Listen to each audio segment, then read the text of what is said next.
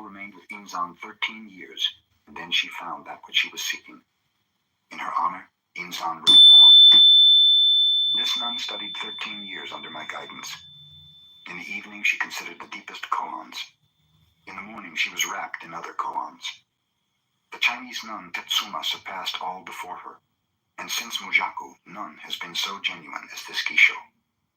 Yet there are many more gates for her to pass through. She should receive still more blows from my iron fist. After Gisho was enlightened, she went to the province of Banshu, started her own Zen temple, and taught 200 other nuns, until she passed away 1 year in the month of August. Oh, good,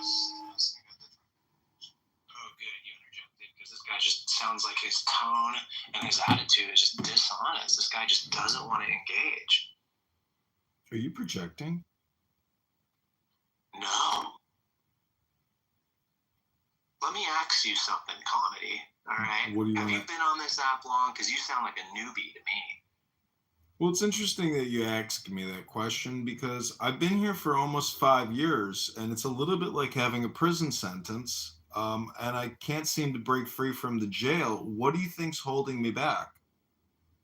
I think it's your own psychology. I think you're seeking some kind of dopamine hit and serotonin rush, and I feel that this is just a lazy man's drug for you, even worse than marijuana or alcohol. Well, see, I drink marijuana. I smoke You cannabis. drink marijuana?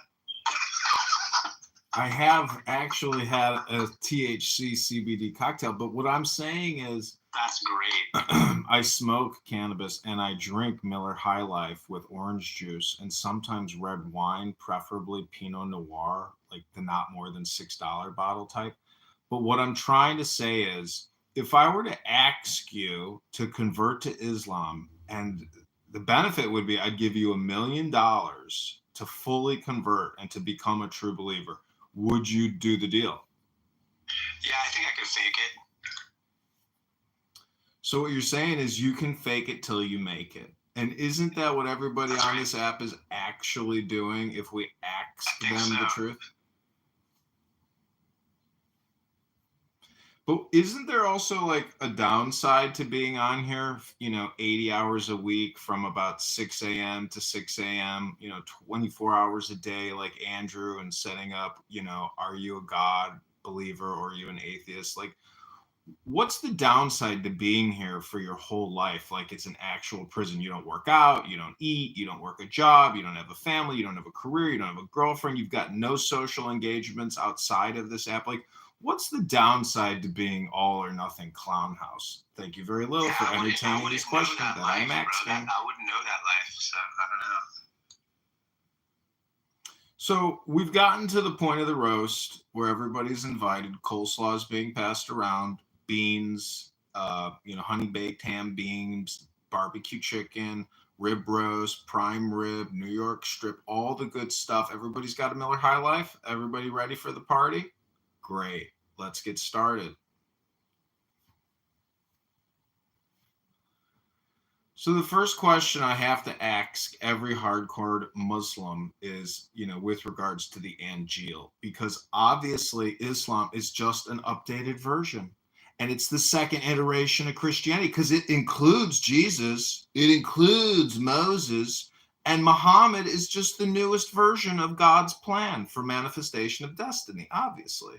So what is it that I'm missing here, if you don't mind me asking a question?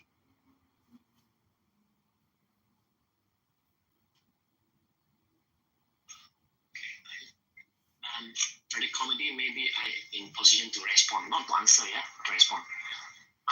My skill set is on the A style approach. I'm not very much into the Q style approach. Maybe Q style are on debate. In my dictionary, I don't have debate, I don't have argument. Hence, some of the areas that I maybe only respond is like, let's say I'm connection to God office. Then I will respond, God, what is the wisdom that I can respond to the person they're asking? So that's how I'm going to go for. So having that, if you are okay with that responding in that manner, then I have something to have a conversation with anybody asking. Let's go. Otherwise, okay. Sure. So could you recap the question again? Maybe I can respond accordingly. Sure. Are you going to give me an answer or a response? He is very much more well versed in this Q style versus A style debate style for your style. Don't insult Honey Badger. Not everyone's English proficiency is at a level such as yours. Yes, but you can dodge questions when you're talking about this stuff, and you can You know, I have come to conclude that actually what I'm asking, this is the ultimate response for all asked questions. It's a bell. Maybe you've heard of a bell. It's not English. It's not Arabic. It's not Spanish. It's not some African dialect or language. It's called a bell. It answers most questions very vociferously in a way that other answers can't answer asked questions. It's called a bell.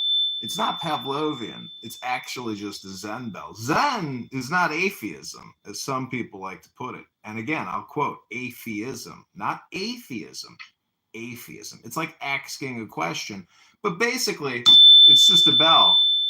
It's maybe a little annoying, but I'd like to say that most people on this app are actually kind of annoying. It's a bell. That's right. It's a bell. Can you answer that question? Or did you need me to summarize what I was asking? Thank you. I think you were asking me if I like to work out, and yes, I play many sports. I lift weights, I ride mountain bikes. I am mostly a mountain bike shredder, and I like to play the sand volleyball on the beach and in the sand courts. But I mostly lift weights and things not for aesthetics. I do it for performance values such as strength and speed. I'm mostly speed focused working out. So I try to get good sleep and not be on this app after maybe 11 p.m. because most of the time it is a bunch of fucking idiots. You know what I'm saying?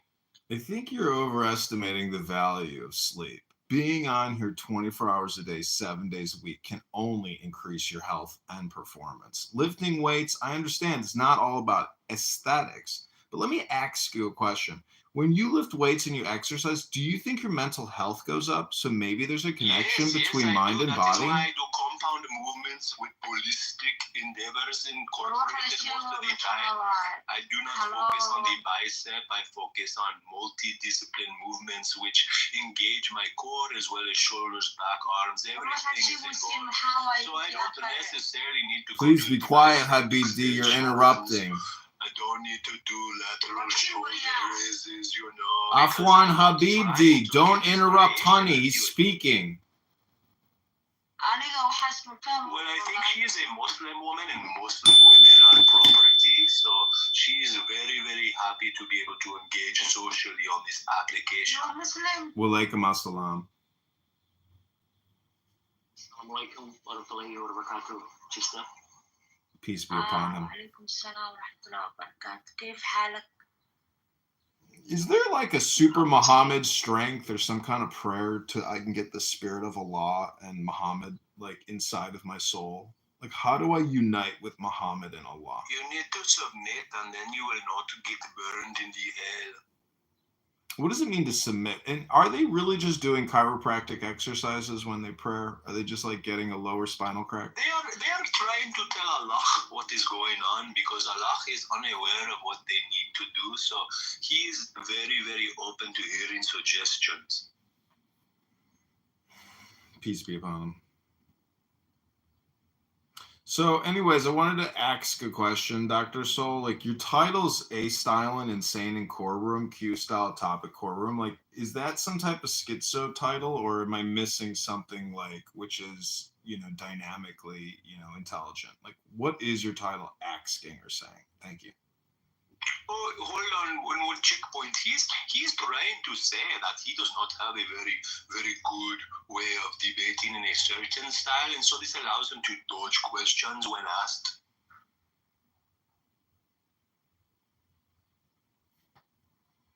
Okay, Brother Comedy, you asking about the title above, yeah? Yeah, I'm asking about the title. Like, up, down triangle, red down triangle. Like, what does the up, down triangles mean? Is that like some spiritual thing? No. Yeah, no, it's a bullet there. I just want to differentiate between A-Style and Q-Style. Okay, A-Style is on applications. That means mine will be more on my forte will be on application, meaning it's more an experience case study. I don't even know how to debate in a sense because I'm not even understand how the technology being used, in the spectrum of atheists, non-atheists, and all that. Therefore, I'm not mastering in the Q style approach. So I'm more on the practical style approach. Let's say a person says, "So, can you trust doctors?" I would say, "No, until very, very yes." Oh, what do you mean by that? Yeah. What it meant is, over times, I have this 73 doctors in my database. Oh, I see. I got it. Trust me. That's how I respond. I was thinking it would be a great idea to create a room where there's a rule where all you can do is ask yes or no questions, and the only answers you can give in the conversation is either yes or no. And there's no breaking from that rule. There's no derivation. So each person just gets like 1 minute to ask a question, and then the other person gets 1 minute to contemplate the answer yes or no. So therefore, the person asking the question has to formulate their questions if they want to win the debate to essentially confirm the bias of the other person, meaning that you can, if people really obey the rules, you can corner people by asking questions, but no one has the willpower to actually only reply with yes or no. It's like 99%. That's great. I'm going to do that. I'm going to host a room like that, and it'll be 30 seconds, not a minute. Great. And if somebody breaks from the rules from yes or no, kick them immediately. They're a loser in the contest. Immediate head, immediate cut the head off immediately. No breaking from the, or you just lose and then the round is up, But try it. I would like to participate because I really would like to see how people respond to yes no rooms with that being the rule. Or you could add a third option of just like, I don't know.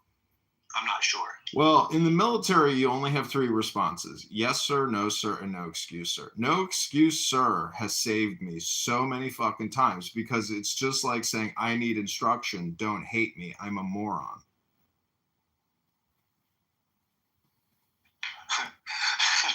in the real world brother comedy. Imagine that in a religious debate room, dude. In the real practical world, just like I mentioned just now, trusting doctors is practically, I say, no until very yes. So that is practically real because you cannot trust doctor until you can trust maybe 3 out of the 73 doctors that you have. So hence, that's more accurate, more precise in the pragmatic ways. That's how I look at it. That's my humble view. Thank you for sharing that.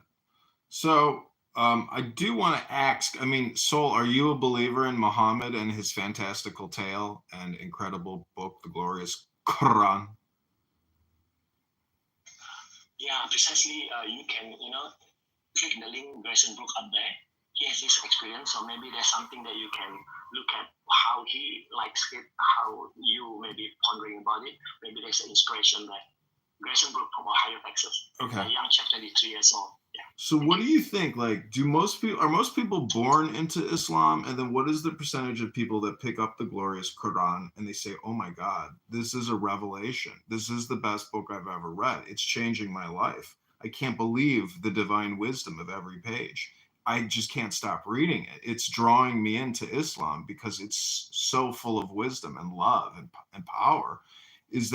What do you think the percentage breakdown is of people being born into the faith or people actually picking up that book and figuring out this divine inspiration? What's the percentage breakdown, you think? Interestingly, when you ask that, I asked God office, you know what he said? Share with Brother Comedy, saying, in life, we are talking about trial and error, but maybe share with Brother Comedy, is there anything higher than trial and error in life? We call it wisdom and error. So allowing that error. Is he answering your question or is he talking about something else?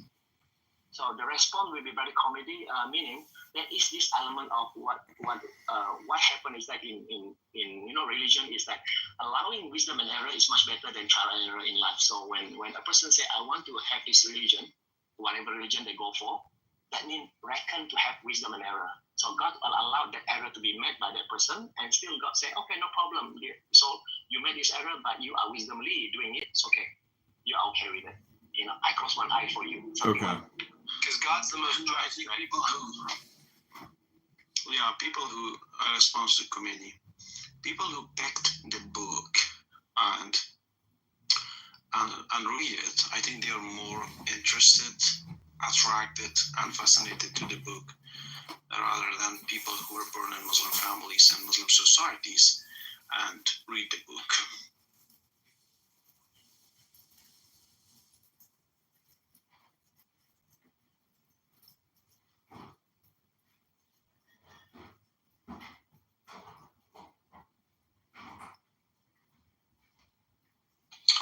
Hey, Soul, is Allah the most just? Sorry. Is Allah the most just? Oh, okay. Yes or no? Chapter. Yes or no? Are you? You see the chapter. The surah. Just answer for me. You're the Muslim. Is Allah the most just? Yes or no? So if you have read the chapter. Hello, Soul. I am asking you a question. It is a yes or no question. This is not a long time party, okay? You have to just say it. Just say yes. Yes, he is, okay? This is so mind-numbingly exhausting talking with you, you know? Then you can just leave. You know? Well, why don't you just fucking answer the question I asked you? Yeah, let me give you in context. If one cell is on X space, you will say no. If you are on Y space, you say yes. Meaning, you know the Shakespeare saying, men and women are actors, the world is a stage, and if you can jump behind the scene, that means you're on Y space, that will be very yes. Yeah. Hello, can you hear me? Okay? Can you hear So me? if you are one cell in that position behind the scene, you can see yourself This is Allah, and I am very upset with you, Saul. So I am watching you. I am watching you, and I am very upset. You have been a naughty boy. I am thinking of sending you to hell because your answers are so avoidant. You are making me sleepy. Please, there's a silver lining there. obey. Please obey my words. That's how you treat people, your parents? No, just you, because you're a fucking numbskull, bro. I treat my parents with respect because they're good people and they answer questions. And they don't beat around the bush and lie like you do. Yeah, because you're limited to the scope of yes and no. Yeah, because you are. You know, Honey Badger, skull. Honey Badger, the way you treat the least of us is really a question of your character.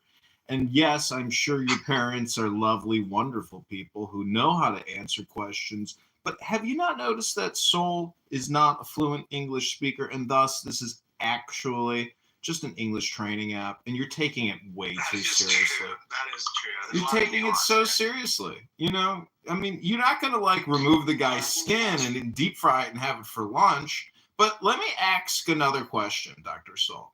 If there was no books, okay, literally, there were no books, therefore no one had the story or the information with regards to Muhammad and his incredible journey story of transformation and joy, or the incredible journey transformation story of Jesus Christ, or the incredible journey transformation of Moses and the Israelites and the Hebrews. If we didn't have books to remind us about all of these incredible journey stories, where would that leave us right now? Would we be on a social audio chat app talking about it right now?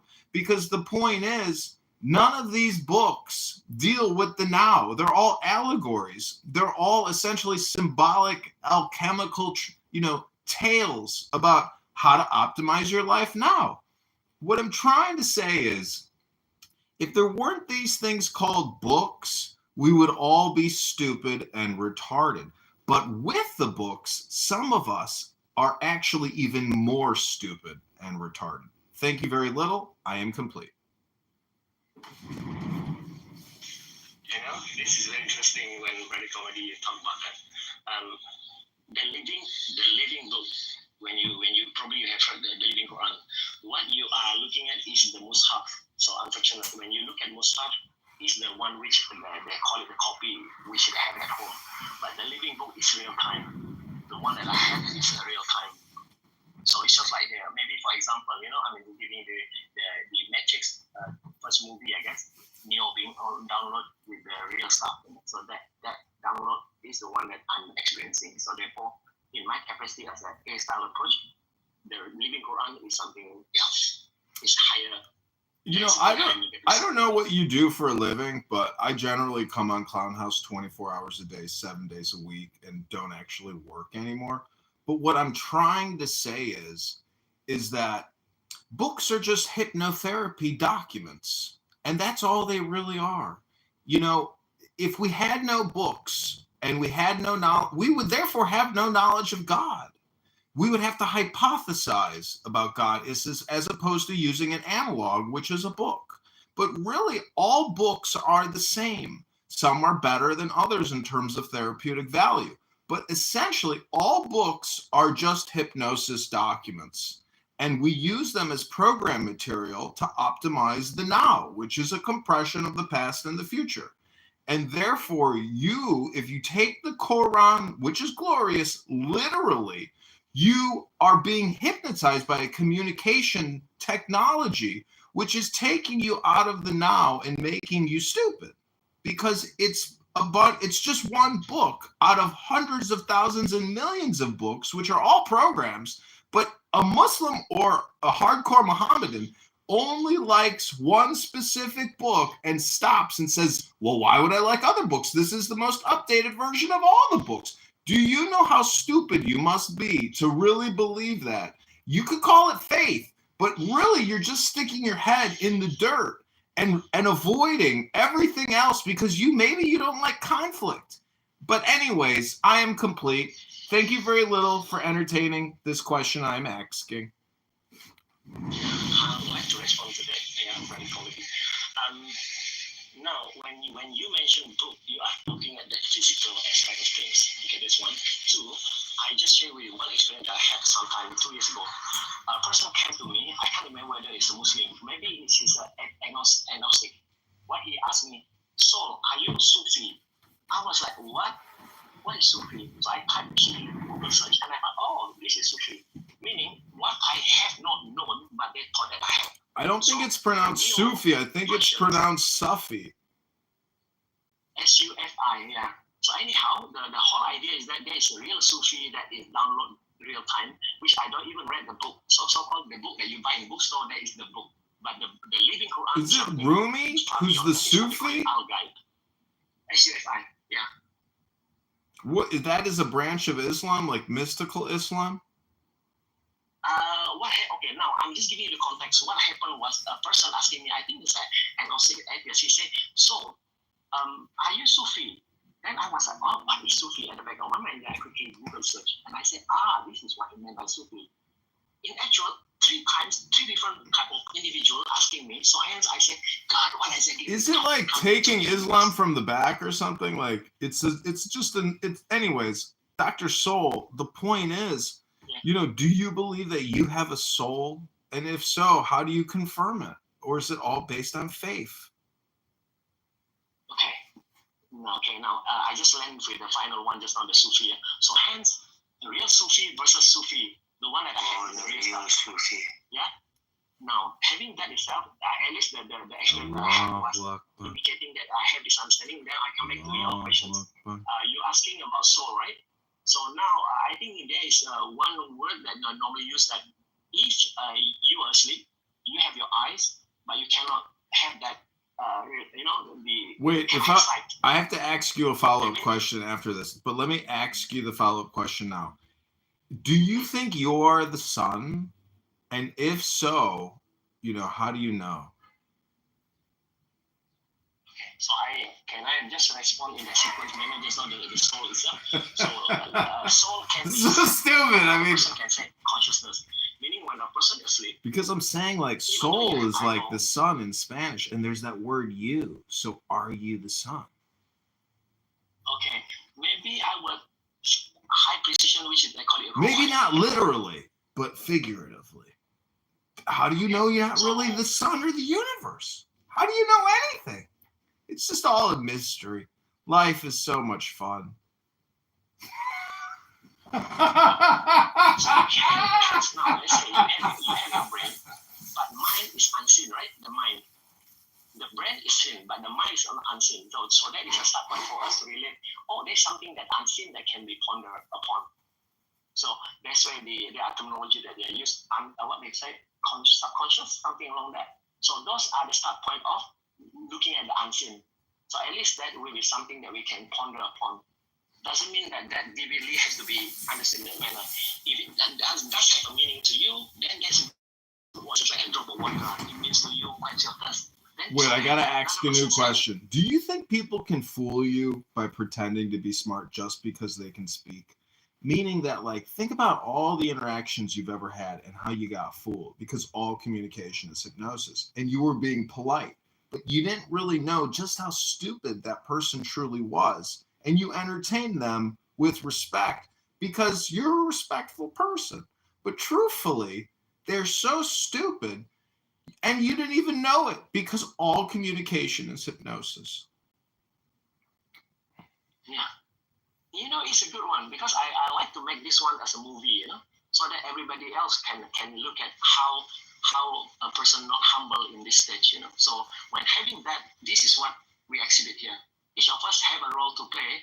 Then if we as actors here, therefore people will gauge, oh, this is a unique and the other actor characteristic, the other person. So having that audience will be listening to it and say, I like it's this. True. Humility is the secret, because technically, I don't know if you know the story about the woman who sponsored this guy for 20 years so he could study and be a priest and all that. But then he was rude to this girl, so she burned his house down. So, honey, take note, like the way you treat the biggest schmucks is a direct mirror of who you are. It's fun to be a clown, but it's, when that makeup comes off, who are you? So the question is, I have to ask, if you know where you came from, does that truly resolve all of your problems? This room now itself, how it came about is this. God, please give me a test. This is what I'm experiencing right now. I love the test that everybody coming in here. I allow the microphone to be taken up, and as long as they are, do not use the F word, Therefore, there is this human aspect of ethics. So therefore, I find, wow, this is a good test for me. Is that the fun so word? Having that. Sorry. Now, looking at that, when somebody was, saying something else, maybe had a high tone. Honey, can you pass me the coleslaw, please? Sorry, I'm at a barbecue. My bad. I'm in my backyard at a barbecue. Putting New York strip on the barbecue right now. Do you like barbecues? Do you like to self-roast? Yeah, I do. Yeah, I do that. I do with I just slow cook meat, because carnivore. No, have you ever self-roasted? No, not into that for now, because that what was that? No, self-roast. Have you ever self-roasted? That's the question I'm asking you, Saul. Have you ever self-roasted? No, it's a good one. Because you are at the backyard, you do all this cooking in that. No, I'm implying, if you follow my question that I'm asking, are you self-roasting now, or have you ever self-roasted? Oh, you mean, now I'm trying to understand. You're talking about self-roasting, like they do cooking in the clubhouse, is it? Yeah, exactly. You're cooking yourself, in a stew. It's called self-deprecation, not self-immolation, or self. Yeah, I understand. Excrementation. Okay. I was thinking that you was talking about physically that you are in your backyard, you do the cooking. No, I'm talking about self-deprecation. Okay. Do you know what self-deprecation is? Yeah, I will look at this. Probably you heard about the word self-jihad. Jihad. Wait, before you go any further, so, honey, can you explain to him what a self-roast is according to my theory? Thank you. I mean, maybe not my theory, but the theory. Honey, are you with us? I was asking about self-deprecation and self-roasting. I think it's important that Soul understands what I'm talking about. It might help him on his journey. What do you think, Dr. Honey? Brother Comedy, when you ask that, it's very interesting to see whatever they have said is a comma, ... doesn't mean that whatever you ask is a high density questioning. So that means what is higher density of questioning is according to your so-called self-roasting. The higher density, higher than that value will be, they call it self-jihad. So Self-jihad? is preceded by self-jihad. Yeah. Jesus, you one up everything with jihad. I mean, do you think that's part of the problem in Islam, is that they're jihadists and that essentially they one up everything and they say, you're wrong, we're right, this is the final take? Don't you see how that's a cognitive distortion in terms of getting to the truth? Now, I'm not saying you got to go into the booth and make a confession on the earth, but if you knew the math, you'd come to a rational conclusion about the truth. Thank you, I'm complete. Yeah, but when you listen the high position of me mentioning self-jihad, meaning me jihad on me, nothing to do with the other person. So you are pointing at something else. You are talking about. So it's like burning yourself up and killing yourself. It's like an ego death, is what you're saying. Am I correct when I say ego death? It's more like this. Yeah, CEO, manager, officer of oneself. Okay, so CEO is managing officer and the manager. Wait, is this about self-actualization, or is this just like a self-roast? And do you know what I mean when I say self-actualization or self-roast? Anyways, I'm looking forward to the ego death. Yeah. Please proceed. So, okay, self-jihad has that element of we align that hierarchy of CEO, manager, officer, that structure. So if you are in CEO, manager, officer of oneself, in that three component of oneself, therefore, you are aligning hierarchy in a very orderly manner. So when you see respect within the hierarchy is essential. Sorry? Yeah? The question is it? I was asking, is respect within the hierarchy essential? Okay, now, if you see the corporate structure, CEO, manager, officer, is that essential? I'm not talking about the board of directors. I'm talking about respect within the hierarchy of management, from the president to the CEO, to the vice president, to the treasurer, to the secretary, and then maybe the board of directors. But actually, what I'm asking you is, have you ever self-roasted?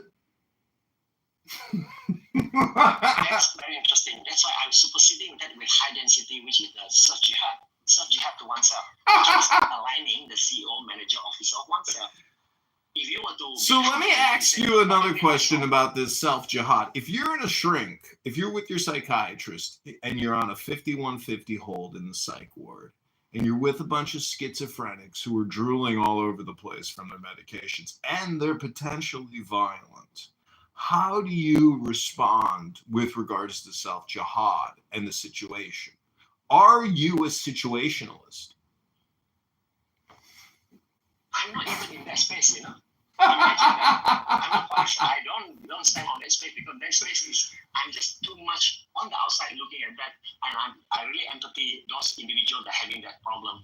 So your line of questioning is, what does Islam think about psychiatry and medicating those with schizophrenic delusional disorders, which could result in violent terrorist jihadist outbreaks of conflict, war, murder, rape, maybe incest, maybe pederasty? I'm just asking for a friend. Yeah, that's a mental health. Anything higher than mental health, we call it, high value health on top of that, which is your heart, the inner voice health. At least you say, use your inner voice to ponder, so that it can be overriding that mental health. Can Allah and Muhammad help influence the inner voice? If I read glorious Quran, yes, very good subject. If I read glorious Quran, can it help with my mental health disorder? Okay, now I reckon. Okay, next is you click that. Click the lesson book. That would be a good one for you to really ponder. So that's why my name, Soul Integration. Thank you, Dr. Soul. I can't thank you enough for this. I can't thank you enough for this help. You are doing doing Allah's work. God bless you, sir.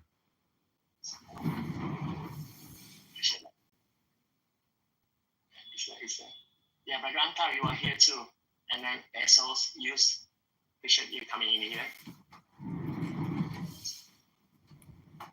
Well, I'm going to go to the park. I'm going to go to the park and read the glorious Quran and contemplate your soul, my soul, the world. Do you think the earth has a soul?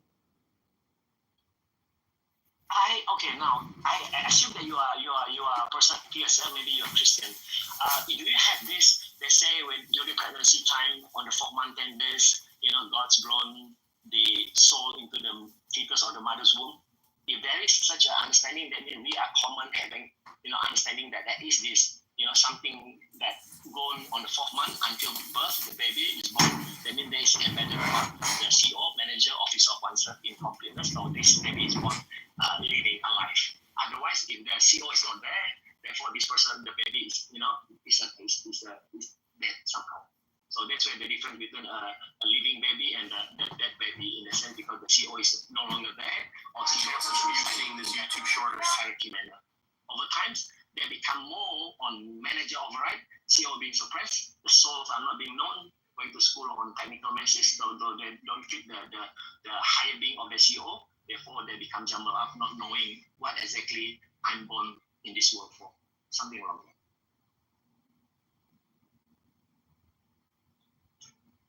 Interesting. Well, I'm actually a video producer, creator living in the Hollywood Hills in Mount Olympus. I work for Viacom Network, and I want to thank you for being on our prank call show called Self-Actualization Comedy. It's a roast about self-deprecation, ego death, the truth of the earth.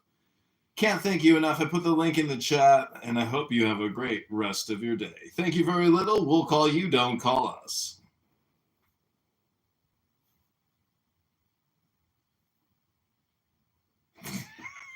I don't think he understands what the hell I just said. The master Soyen Shaku passed from this world when he was 61 years of age. Fulfilling his life's work, he left a great teaching, far richer than that of most Zen masters. His pupils used to sleep in the daytime during midsummer, and while he overlooked this, he himself never wasted a minute. When he was but 12 years old, he was already studying Kendai philosophical speculation. One summer day, the air had been so sultry that little Soyen stretched his legs and went to sleep while his teacher was away. 3 hours passed when, suddenly waking, he heard his master enter, but it was too late. There he lay, sprawled across the doorway. "I beg your pardon. I beg your pardon," his teacher whispered, stepping carefully over Soyen's body, as if it were that of some distinguished guest. After this, Soyen never slept again in the afternoon.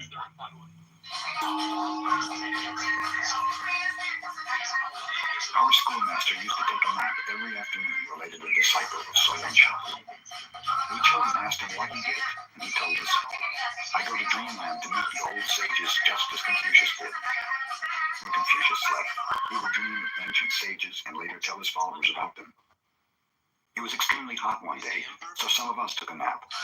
Our schoolmaster scolded us. "We went to dreamland to meet the ancient sages, the same as Confucius did," we explained. "What was the message from those sages?" our schoolmaster demanded. One of us replied, "We went to dreamland and met the sages and asked them if our schoolmaster came there every afternoon, but they said they had never seen any such fellow."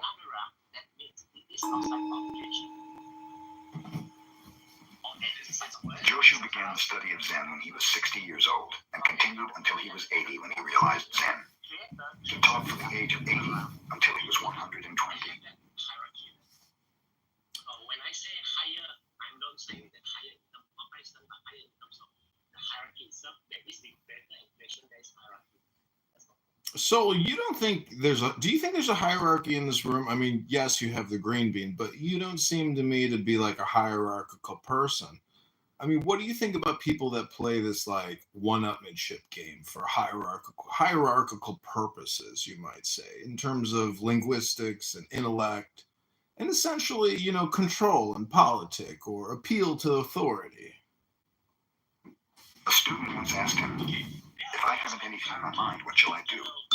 Joshu replied, "Throw it out." "But if I haven't anything, how can I throw it out?" continued the questioner. "Well," said Joshu, "then carry it out."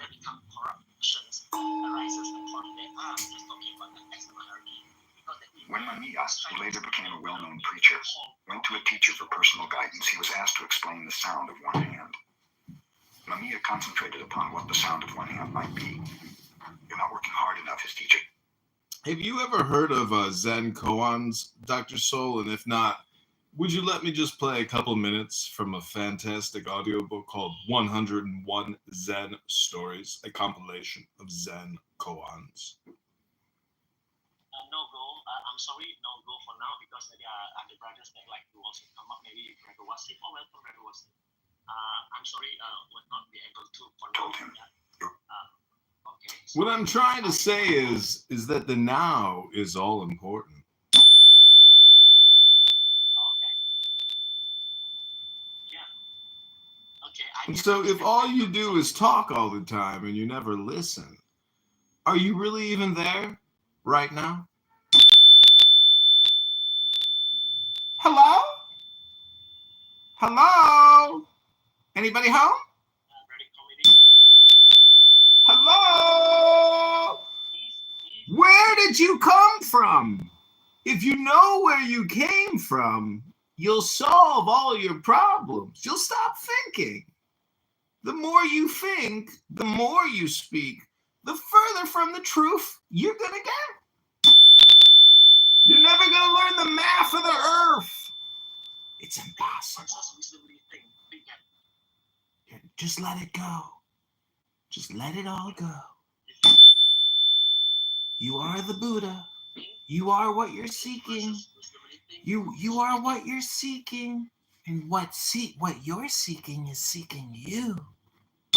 Hello? I'd like to ask you, what is your intentions of having? I'm a self-actualization comedian. Oh, okay. Now I understand where you're coming from. The comedian is more core, right?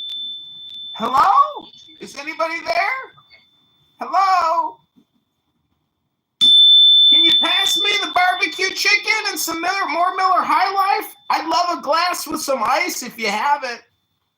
Thank you. Culture of this room, I need to bring down, asking kindly not to do that. Ooh, I would love some chocolate cake.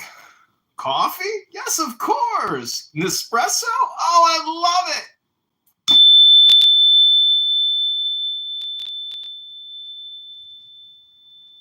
Sure, I'll help you clean up. Where's the garbage at? You know, it's very interesting. The comedy you are. Oh, Marianta, you are here. Yes. I just have a question. Who drank Miller High Life with ice? Who drinks Miller High Life from a glass? Who doesn't drink Miller High Life from a glass with ice and orange juice and cinnamon on top? I call it a beer mosa.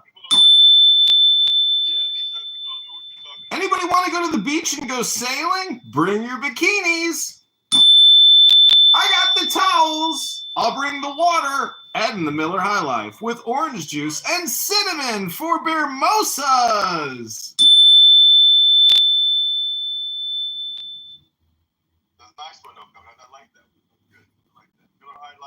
Muslims are not invited. Sorry, gotta be an atheist to get on this pleasure boat.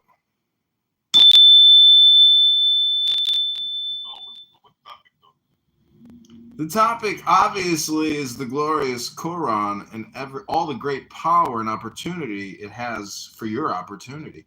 See, don't you understand that if Allah, Sultan bin Muhammad, is the blessed Holy One, and Allah, is God and Muhammad the Messenger, the point is that you guys should literally be reading the Quran right now to us if it's so glorious. Instead, you're here just, getting dopamine creation, but you're not actually transmitting any message whatsoever. I'm actually a communications consultant comedian here to inform you, gentlemen, that you're wasting your time, but by not even reciting anything. You should be reciting glorious Quran.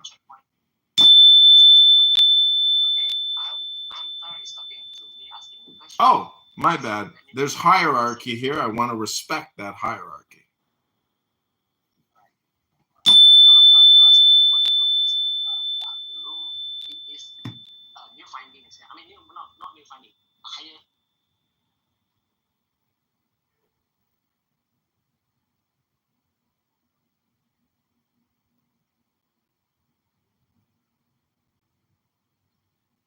She's not going to help. fine. No, what Yeah. is Shut up. Just shut the fuck up. Okay, so we're gonna do a coup now. We're gonna do a coup now because you're making it necessary. Okay? Well, that's not what you said. Y'all said that me and Solomon could finish and then y'all could tap in. Oh, wow. Yeah. Yeah. You also said it would only take like a minute or two, and I think people got impatient. I didn't realize y'all were counting minutes because you let Concrete talk for like 3. About nothing. Right, About so- nothing. In the interim. It was burning. It was fun. Okay, so right now. Yeah, so this is not complicated. People just need to follow the conversation. God is the why. God is the why. No, God is the why because there has to be something. So we have to call that something. That's it. But in the story, case closed. See how you let Tweedledee and Tweedledum just say whatever they want, whenever they want? It just no. See, this is what you're doing, Concrete. Solomon and I are actually trying to have a genuine conversation. We shouldn't be judged because of this judgment we will be judged. That's why I'm telling Rabbi. Rabbi believes, but he don't do the works. It doesn't mean that he is saved. We cannot declare ourselves to be saved either.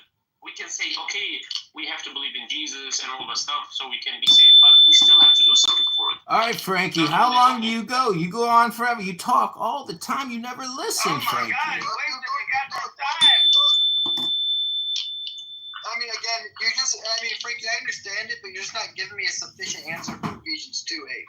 Until you do so, I don't care about this conversation. Ephesians, the church, they're still in business. What are you complaining about? It's all about the money. It's all about the money. It is all about the money. You see these cardinals, these bishops in Rome, they're worth trillions of dollars. Trillions of dollars. Watch your mouth. Watch your mouth, motherfucker. Yeah, that's right. The point is, when you know, and those who say do not know, and those who know do not say. Hey, what do you know, Keegan? What do you know, Frankie? The fact is that your mouth is open, and you see that fish on that wall there? You know how that fish got there? It opened its mouth. Damn. Okay, I gotta play this clip. It's totally unrelated, but you're gonna find it. Okay. This is Michelle Obama on her own podcast. I wanted to talk, Marlon, a bit about We're too attached to food, wealth, things, and that sound. It would be better if you died. That would solve the problem. The next time Mamiya appeared before his teacher, he was again asked what he had to show regarding the sound of one hand. Mamiya at once fell over as if he were dead. You're dead, all right, observed the teacher. But how about that sound? I haven't solved that yet, replied Mamiya, looking up. Dead men do not speak, said the teacher. Get out.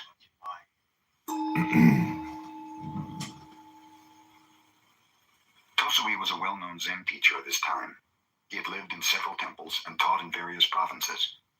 The last temple he visited accumulated so many adherents that Tosui told them he was going to quit the lecture business entirely. He advised them to disperse and to go wherever they desired. After that, no one could find any trace of him. 3 years later, one of his disciples discovered him living with some beggars under a bridge in Kyoto. He at once implored Tosui to teach him. If you can do as I do for even a couple of days, I might, Tosui replied. So the former disciple dressed as a beggar and spent a day with Tosui. The following day, one of the beggars died. Tosui and his pupil carried the body off at midnight and buried it on a mountainside. After that, they returned to their shelter under the bridge. Tosui slept soundly the remainder of the night, but the disciple could not sleep. When morning came, Tosui said, "We do not have to beg food today. Our dead friend has left some over there." But the disciple was unable to eat a single bite of it. "I've said you could not do as I," concluded Tosui. "Get out of here and do not bother me again."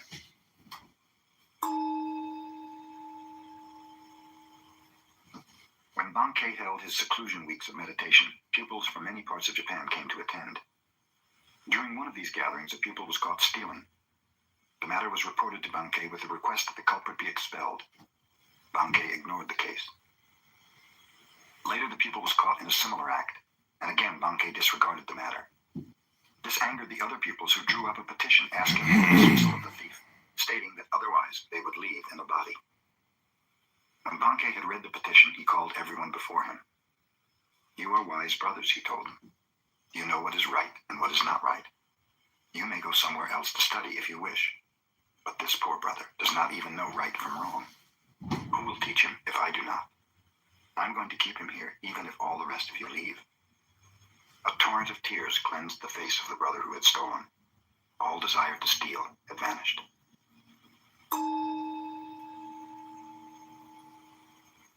During the Kamakura period, Shinkan studied Tendai 6 years and then studied Zen 7 years. Then he went to China and contemplated Zen for 13 years more. When he returned to Japan, many desired to interview him and asked obscure questions. But when Shinkan received visitors, which was infrequently, he seldom answered their questions.